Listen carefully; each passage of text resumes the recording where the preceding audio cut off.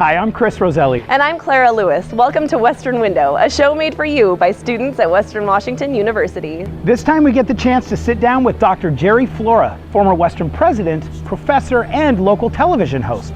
We'll talk to a student about her trip to the Arctic. We'll visit some students and alums working in clean tech right here in Bellingham. We'll learn more about Western's water ski team and more. So stay with us as we explore our world through Western Window.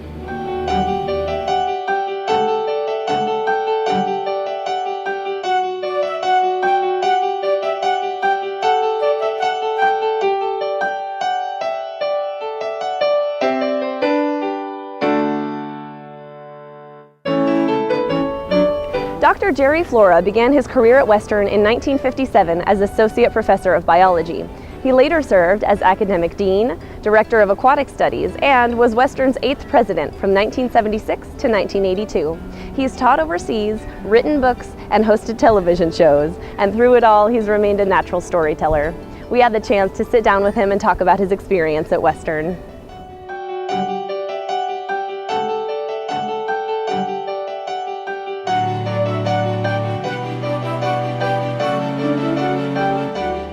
I was in the biology department, joined it in 1957, back when Willie Wade Haggard was president, and I don't remember what our enrollment was in 1957. I would guess probably 2,000 or 3,000. But we've added students year after year after year, got larger and larger and larger.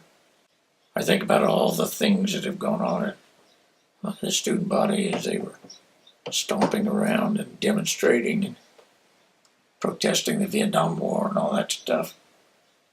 Those were memories. Think about living in the old Canada House, that was the president's house, with my family, and the events that occurred in that period of time.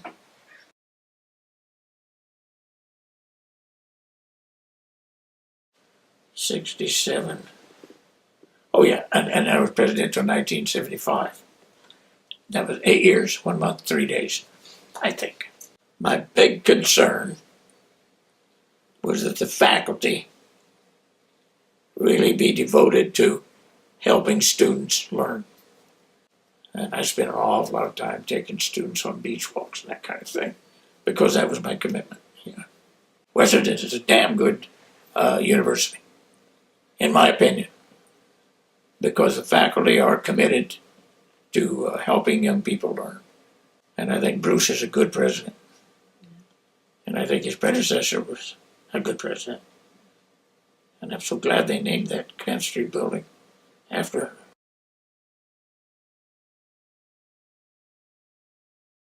Oh, good old Fairhaven. It was certainly the first cluster college at Western. And it was similar in some ways to a cluster college had been established at Florida State University. And other places had done it too. So that it wasn't original here at Western.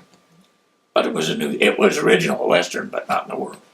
The idea was they wanted to have a college with a dean, and that they would make their own decisions, and it would report directly to the president, not to an assistant dean or some person down the line. And they would have the power to create their own curriculum. I think it was a good idea. I still like it.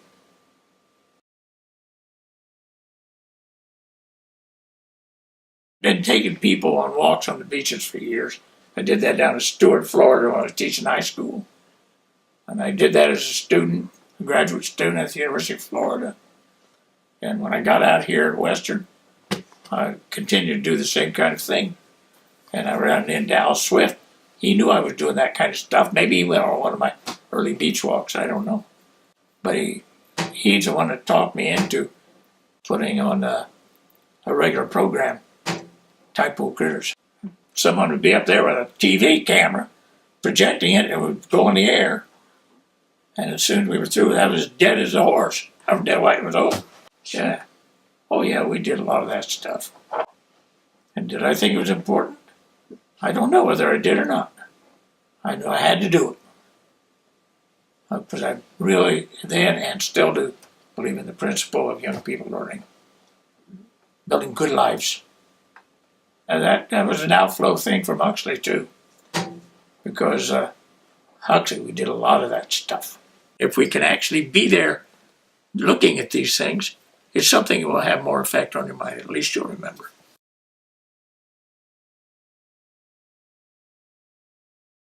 I don't give a damn. You know, that's something I never think about, really. I like my kids to remember me. I don't know why, but I think it's mainly because of the DNA transmission. But I don't care whether Western remembers me. I remember Western, and I was committed to the place and still am.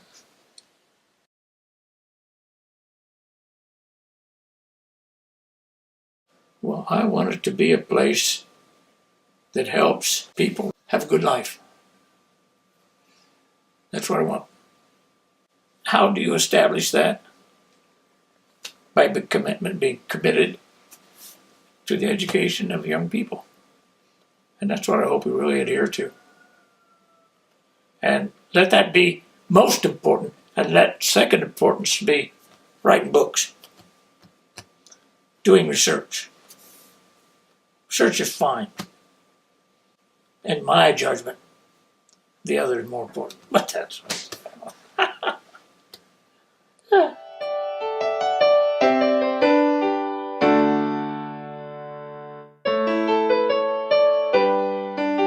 The Polaris Project is an innovative international collaboration among students, professors, and scientists.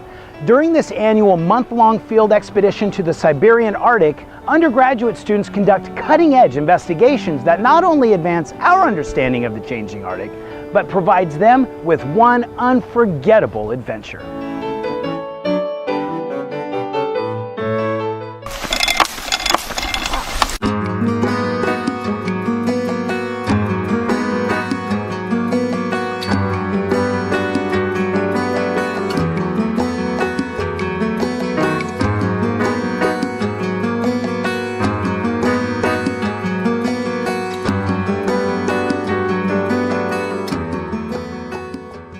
My name is Becky Tachahara. I'm a senior here at Western this year. I'm studying environmental journalism, and that is how I found out about the Polaris Project.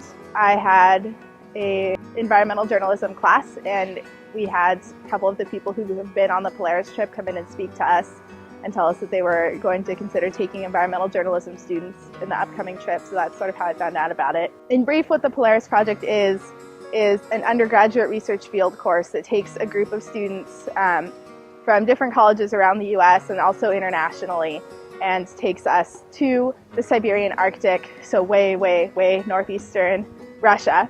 And we stay at a science station there called the Northeast Science Station.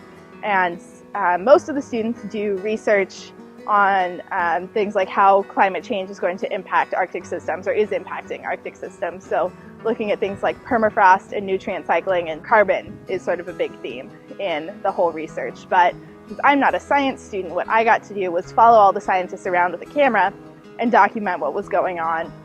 And my goal was to find a way to sort of work towards the goals of communicating Arctic science that the project has.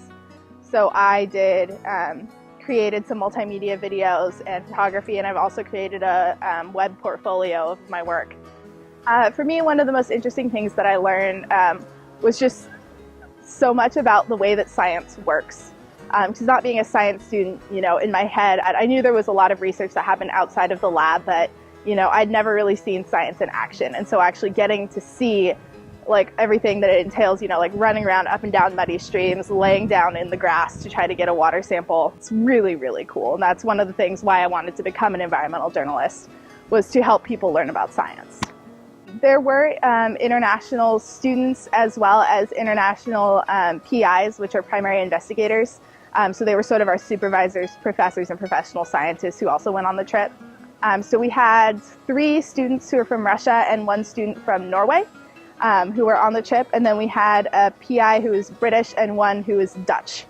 So it was a pretty broad range. And then we also had 2 students from Puerto Rico, which isn't really international, but still kind of multicultural, really cool type thing.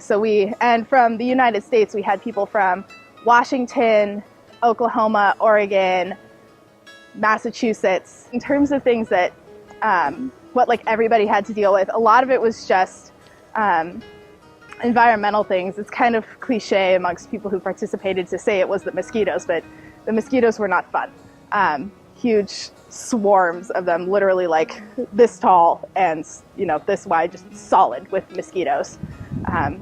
Every once in a while we would even play a game with how many mosquitoes could you hit with one hand, and one time it got up into like multiple dozens. So one of the ways that we had to deal with the mosquitoes was by wearing head nets. So some people had full bug shirts that were like netted shirts that you could wear, but I just had a hat.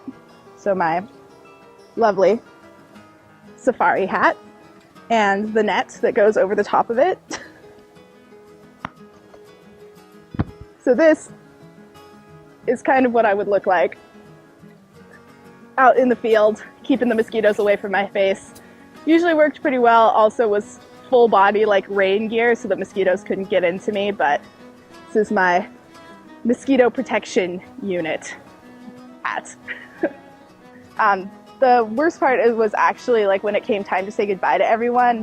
We'd formed such a close bond over that month that you realize, you know, this person is going home to Moscow or to like Oslo. I'm never going to see them again, and it's just super sad. That was the worst part about having like people from all over the place. And it was actually, I feel like I learned a lot just about different cultures and people from different places by having these international students. And then, of course, we experienced some of the culture just by living at the science station with its Russian occupants. And so that was kind of neat. We got to experience a lot of Russian food, which, by the way, is amazing.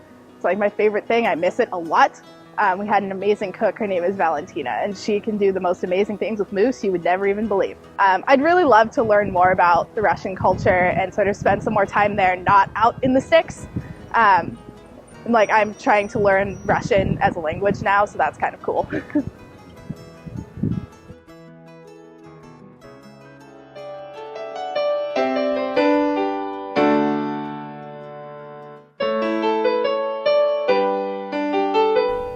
The Western Washington University Tournament Water Ski Team was formed in the late 90s and is currently the largest team outside of California and Arizona. Their goal is to foster and develop the sport of water skiing. There are no requirements to join, and team members get to feel what it's like to dance on top of water.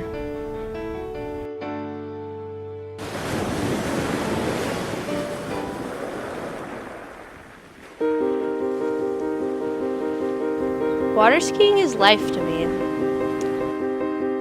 I don't really know what else I would do without it. I think more importantly than that, we're just, I don't know, a group of people who have the same kind of passion for being on the water and being around the water. I don't know, we're just a group of kids who like to ski and hang out together and have a lot of fun. It's kind of a lifeline for myself. It's one of those things I've, really based my life on. I take every winter, and every winter I'm looking towards summer saying, oh, I'm ready to start water skiing, It's kind of one of those things that's just grown with me as a person.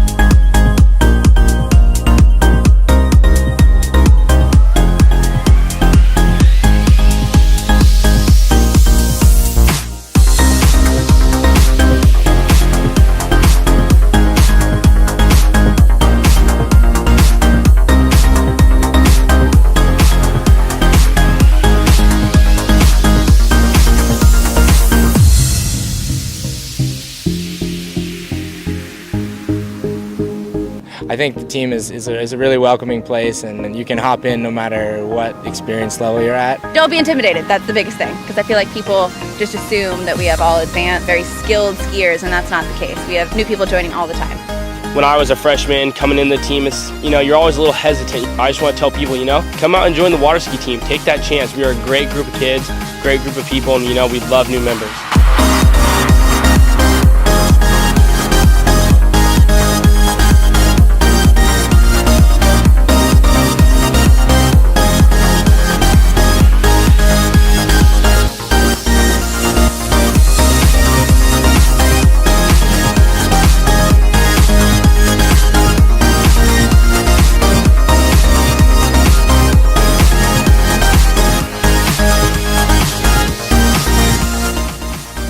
favorite part about the team would have to be the team members. They are, as tacky and cliche as this probably sounds, it's literally like a family. I spend all of my time with the water ski team it's almost sickening. One of the things that keeps me coming back to the team every year is that the people. It's, it's one of those things, it's kind of like a family. Favorite part about this team, it's my family. This is where all my best friends are. Get to come out here after school, relax. It's nice.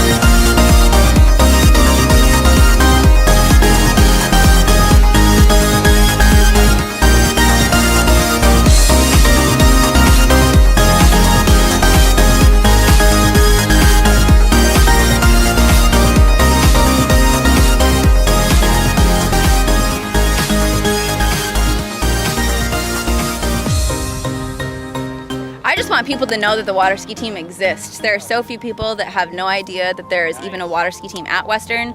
Yeah, just get a hold of one of the club members, and that's the easiest way to see how it's going on. The guys have a great opportunity of skiing on our lake, which is what you see in the background, to being on Lake Samish too. So they can pretty much ski 7 days a week. The Goodmans are great. Some of the most influential people in the water ski world. Terry Goodman is an awesome coach. Definitely would not be as great as the team without him. I've been two-time National Coach of the Year for the USA Water Ski. I've been a Canadian National Team Coach, a US Team Coach, a French National Team Coach, and the United Arab Emirates Coach. So I've had the opportunity, thanks to my brother and my dad, being able to travel the world and go put on clinics and sit in the boat and coach people. So. Goals for next year are keeping people around. Nationals is going to be a huge one. If all goes well, we should be able to win nationals next year. The goal is always to, be a top-ranked team in the nation. We're winning D2 next year. That's like their focus, just going to nationals. Every year we go back into the sport with that mindset, being on top, being number one. So, with that being said, we have a lot of good members on this team. With the growth year we've had, I don't see why we can't be a number one ranked team in D2 next year.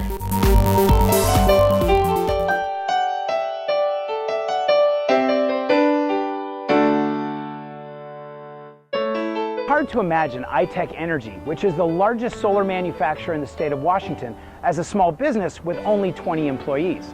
It's not surprising, however, that most of those employees hail from Western Washington University as either students or recent graduates.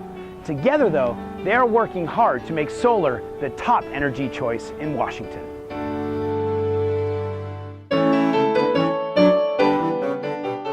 John Flanagan, the owner and founder of Ecotec, he'd actually had a previous manufacturing company making vacuum cleaners and whole house vacuum cleaning systems. And about in the year 2008, with the downturn in housing, he said, I kind of see that is going to potentially kill my business. So he started looking into other opportunities. He'd always been interested in solar. So he sort of took the plunge and said, I'm going to take myself and my business and sort of move off into that direction and diversify into solar. The great thing about Ecotec is that we tend to hire within the community, so that a lot of the people who work here are either friends or past colleagues of people that currently work here. So I think we've had really good luck with that. I graduated from Fairhaven. I generally do development, marketing, a lot of logistics, strategy, that sort of thing. And Western played that role in sort of giving me the path from the beginning when I came out of high school thinking I want to go with biology, I'm interested in ecology, and seeing the role of business actually in playing in the vital role in the ecology of our future. So yeah, I think it played that role. And the flexibility of Fairhaven allowed me to, find my footing. I graduated in '92 from the technology department, manufacturing engineering. My knowledge and experiences at Western, I think, prepared me real well for what I'm doing today. Going to Western definitely changed my outlook on, I guess, on the way that our society is operating and the problems that we need to face in the coming generations. You can't really fix problems through technological solutions, and maybe that's not the answer that you were expecting from someone who works at an energy company, a sustainable energy company. But it's important that we're doing what we're doing, but it's only a small step. Solar's definitely on a steep rise. I started Ecotec in 2004, the first solar contractor in Whatcom County, and there really wasn't anything going on in terms of solar at that point. And every single year since then has been bigger and bigger. You hear from client after client that, they're like, I didn't even think there were any solar panels around until I got them, and then they look around and they're like, hey, they're everywhere. And so hopefully, if you're thinking about it, just start looking around on rooftops all around, and I guarantee you'll start seeing solar panels all over the place. Whatcom County, of all the counties in Washington State, actually has the highest growth in solar. So that's something Whatcom County can be proud of. The state has actually seen renewables, or in particular solar, grow. I think it's by 35%, 30 to 35% annually, year over year. For us this year, we've been actually slammed in the last about week or so. And in Washington State, the incentives are quite high for people to make that investment. And the way it works is that if you use Washington State built equipment, you will get paid from the utility a 54-cent per kilowatt hour premium on everything you produce, regardless if you use it or not. So everything you produce, you get paid 54 cents. It's basically an investment that has an internal rate of return anywhere from 10 to 14 to 15%. Germany is the largest solar market in the world. They've got about half of the world's installed solar panels just in that one country. And here in Bellingham, we get about 25% more sun to work with than they do there. Half of the year's daytime and half of the year's nighttime. And on the equator, that's split evenly year round. You've got a 12-hour day and a 12-hour night. But this far north, we've got this really lopsided days. We've got a 16-hour day in the summer with an 8-hour night, and the opposite in the winter, the 8-hour day with a 16-hour night. And so luckily, most of the cloudy weather that makes us feel like solar shouldn't work here comes in the winter when our days are short. And our really great weather comes in the summer when the days are really long. And because we've got what's called net metering, we were basically able to save up that summer sun to use through the winter by spinning our meter farther and farther and farther back all summer, and then we use those credits up through the winter when the days are short. Almost all of the work we're doing right now is with iTech. They're the local manufacturer. It's great to support the local company. They're a great product, and it's the best bang for the buck for our clients. So it's really a win all the way around. They're great guys to work with, and they've got a great product and gets our clients what they need, a good system that's going to last a long time and a quick financial return.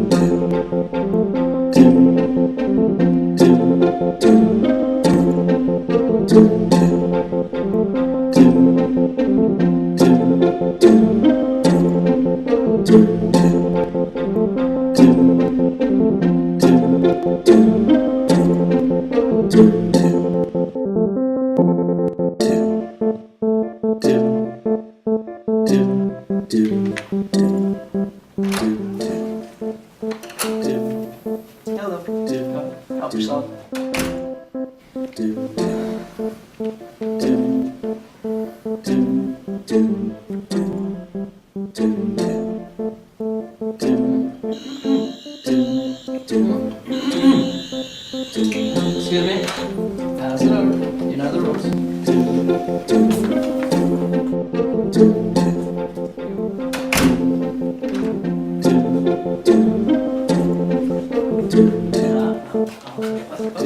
going to take that, please. Thank you.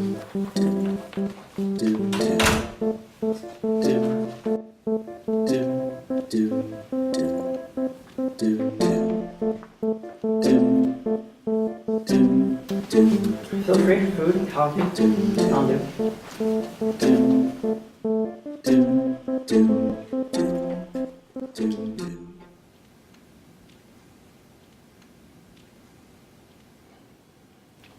Hi, my name is Mike, and I am a Trekkie.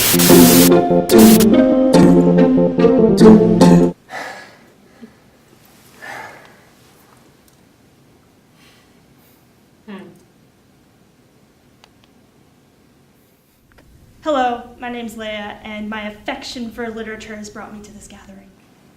Hi, Leia. Hi, my name is Albert. I am a science addict focusing on theoretical mathematics with applications in quantum physics and thermodynamics. Hi, Albert. Hi, Albert. Hello, my name is Doug. I am a comic book nerd. Hi, Doug. Hi, Doug. Yesterday, my parents met with this guy, Doug, and then they forced me to come to this meeting. That wraps up this episode of Western Window. Be sure to tune in next time as we explore the world at and around Western Washington University.